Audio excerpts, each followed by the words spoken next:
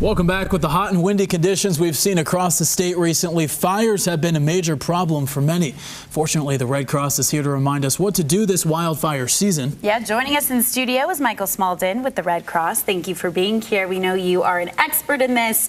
First of all, for anyone who's not aware, what are you guys expecting to see this wildfire season? Because here in Utah, we're already seeing a ton of that. Yeah, sadly, a lot of wildfires are man-made, so we know mistakes are going to be made, and so we know we will continue seeing wildfires happening, unfortunately, this season.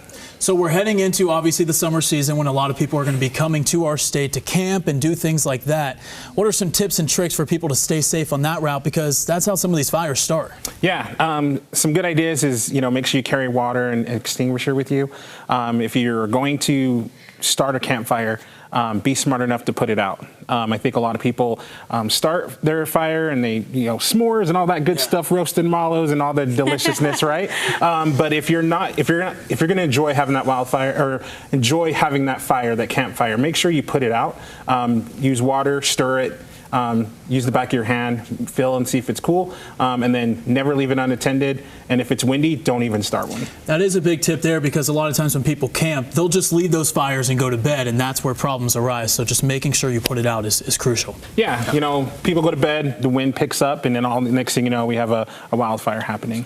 Would you say that's the biggest way you see people start these fires, or the car fires, I think, is a big one as well? Yeah, people dragging chains, right? You want to tow your camper or your boat or different things like that. They leave them hanging too far. It hits the ground, it sparks, and then they go into an area where it's really dry, and the next thing you know, we have wildfire on the side of the road.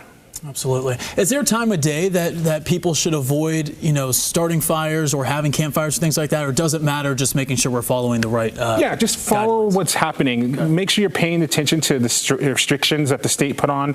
If there's a restriction in that area, don't start a wildfire. A lot of other things that start, people like to go shooting, right? I like to go shooting and target shooting, and that's really fun, right? But not shooting into rocks, causing ricochets, sparks, exploding targets. Those are illegal on, government land. So just make sure that you're just really being smart about what you're doing when you're out in dry areas. And finally, we've started to see, just last night, there were people who had to evacuate because of a wildfire. What would you say your one message is to those people about when you're told to evacuate, doing it now versus later down? This is the best time to start being prepared before it happens.